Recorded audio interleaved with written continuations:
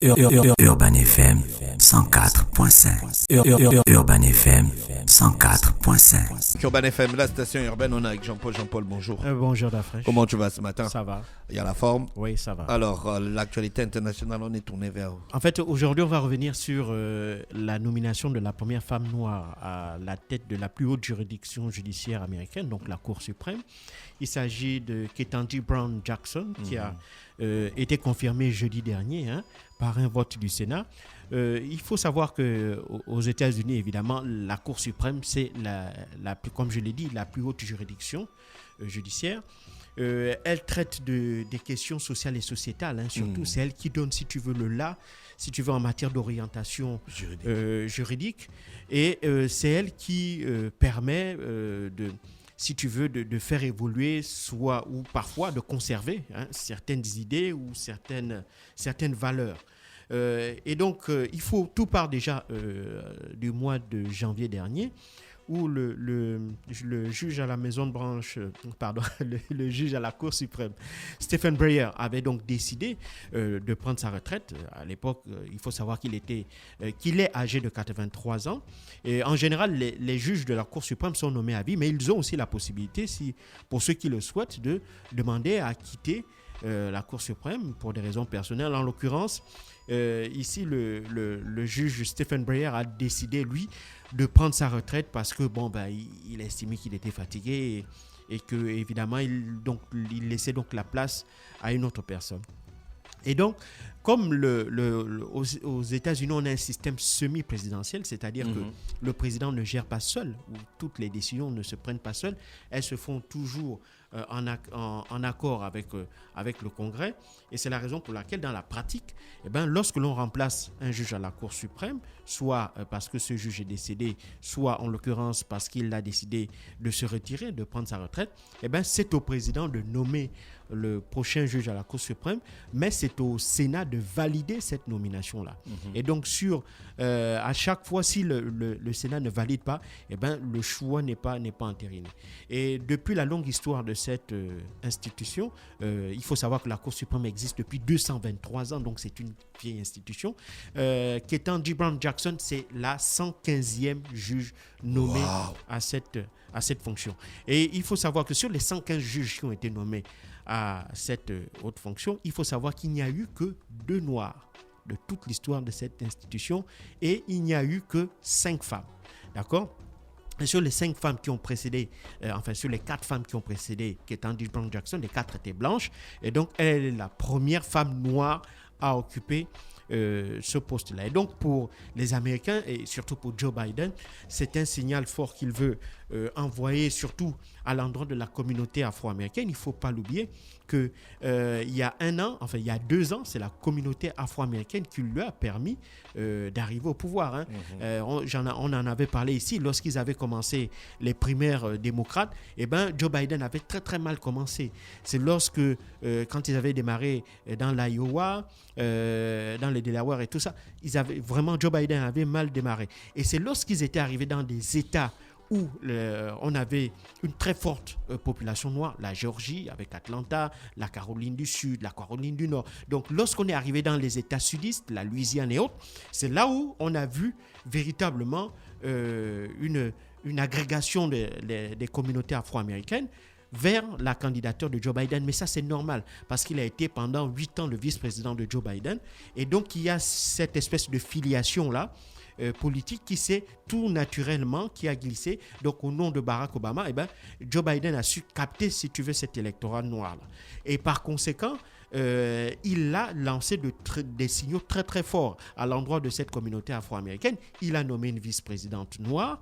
C'est une première. Non seulement c'est une femme, mais aussi c'est une femme noire. Donc là, c'est un double événement historique. Et puis là, il décide aussi de nommer une autre femme noire, donc de lancer encore un autre signal fort à l'endroit de la communauté afro-américaine pour leur dire que, évidemment, ils continuent à, si tu veux, je n'irai pas les remercier ni les récompenser, mais disons qu'ils continuent à montrer que c'est une communauté qui lui tient particulièrement à cœur parce qu'il entend qu'elle a elle a des choses à offrir en dehors du domaine sportif ou de l'entertainment, mais il y a des Noirs qui ont véritablement d'autres qualités, des qualités extraordinaires, et il veut que ces Noirs-là aient la possibilité d'accéder aux plus hautes fonctions. Et même dans le gouvernement de Joe Biden, on a l'actuel secrétaire d'État à la Défense, qui est un Noir, un général à la retraite. C'est le premier Noir à accéder à ce poste-là. Donc, il y a tout un ensemble de signaux que lui, il offre à la communauté afro-américaine. Et puis, Ketanji Brown Jackson n'est pas n'importe qui. Elle était déjà très connue aux États-Unis parce que il faut se rappeler que sous l'administration Trump, elle avait été nommée juge fédérale par Barack Obama. Et donc, sous l'administration Trump, c'était l'une des juges qui était farouchement opposée à certaines décisions de Donald Trump. Lorsque Donald Trump avait pris un décret demandant à séparer les migrants mineurs de leurs parents, c'est elle qui avait pris un décret pour annuler ça. Lorsque Donald Trump avait décidé de soustraire certains de ses conseillers à la commission d'enquête qui visait à savoir s'il y avait une collusion avec les Russes, Donald Trump avait pris un décret pour accorder une certaine immunité à ses collaborateurs pour que ces derniers ne puissent pas aller témoigner devant le Sénat. Et c'est elle qui avait pris le décret qui annulait la décision de Donald Trump en estimant que Donald Trump n'était pas un roi. Et donc, ses collaborateurs devaient aussi, lorsqu'ils étaient soupçonnés d'avoir violé la loi, ils devaient aller s'expliquer devant les autorités compétentes.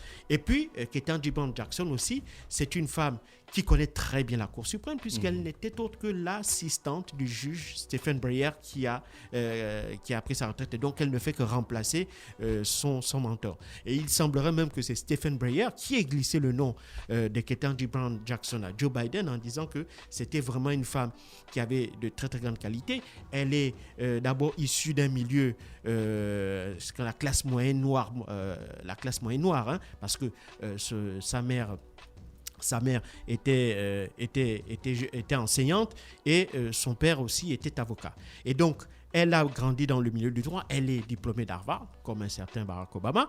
Et dans sa biographie, on retrouve aussi qu'elle a fait le lycée avec qui ? Jeff Bezos.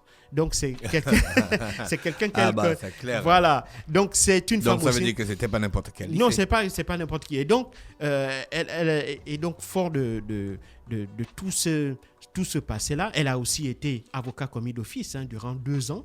Elle offrait gratuitement ses services à des justiciables qui n'avaient pas les moyens de se payer un avocat. Et donc, elle a, notamment dans la banlieue de Washington, elle a plaidé gratuitement pour des personnes qui n'avaient pas d'argent. Et donc, tout ça, c'est ce qui caractérise un peu Ketanji Brown Jackson. Et durant près de 2 mois, elle avait été auditionnée par les sénateurs, et les sénateurs républicains en particulier, qui se sont rappelés justement Ketanji Brown Jackson à l'époque où Donald Trump était président, ne l'ont absolument pas ménagé. Ils ont repassé au peigne fin l'ensemble de sa vie et ils ont essayé de la déstabiliser. Et ce qui est particulièrement extraordinaire, à aucun moment durant les heures d'audition, j'ai pu en recevoir quelques-unes, elle n'a été déstabilisée par les sénateurs. Ils vérifient tout. Oui. Même un petit débordement au lycée ou à l'université. C'était particulièrement patent pour le sénateur du Texas, Ted Cruz, qui a vraiment été, à mon sens, celui qui était le plus virulent vraiment contre Ketanji Brown Jackson. Il a attaqué sur l'avortement, il a attaqué sur la religion, le fait que, par exemple, au Texas, c'est le principe créationniste qui est enseigné aux enfants. Ce n'est pas le principe évolutionniste de l'homme. Donc, on l'a attaqué sur ces questions. On l'a attaqué sur les questions de migration. Comme je l'avais dit ici, il avait retoqué le décret de Donald Trump qui exigeait de séparer les migrants mineurs de leurs parents. Donc, sur toutes ces questions-là, évidemment, sociétales et sociales, elle a été criblée, elle a été vraiment bousculée par les sénateurs républicains qui n'ont pas eu gain de cause. La preuve, lorsque les résultats ont été donnés, il y a eu 53 voix pour sa nomination et 47 voix contre. Une fois que sa nomination a été confirmée, tous les sénateurs républicains se sont levés et ont quitté la salle et ne sont restés que les sénateurs démocrates qui lui ont fait une standing ovation. Il y a aussi l'image où elle était évidemment à la Maison-Blanche, parce que Joe Biden voulait être absolument là au moment où cette élection devait se faire. Elle était à la Maison-Blanche en compagnie du président américain et on a vu aussi les images de l'annonce officielle de la validation validation officielle de sa nomination. Et donc, elle est devenue aujourd'hui la première femme noire juge à la Cour suprême des États-Unis. Et ça, c'est un grand pas aussi pour la société afro-américaine parce qu'elle l'a dit lors de son discours, elle veut être un modèle pour toutes ces jeunes filles noires pour leur dire que tout est possible et que il suffit d'avoir de la volonté et pour y arriver. Et donc, évidemment, elle espère être cette espèce d'inspiration, ce modèle pour des millions de jeunes femmes noires. Avec TikTok, ce sera difficile d'y arriver. Pourquoi? Donc voilà ce que l'on pouvait dire sur la 115e juge de la Cour suprême des États-Unis d'Amérique. Merci Jean-Paul qui revenait ce matin avec l'actualité internationale sur les 104.5 Urban FM, la station urbaine dans le Da Fresh Morning. On se retrouve juste derrière, restez connectés. Urban FM 104.5.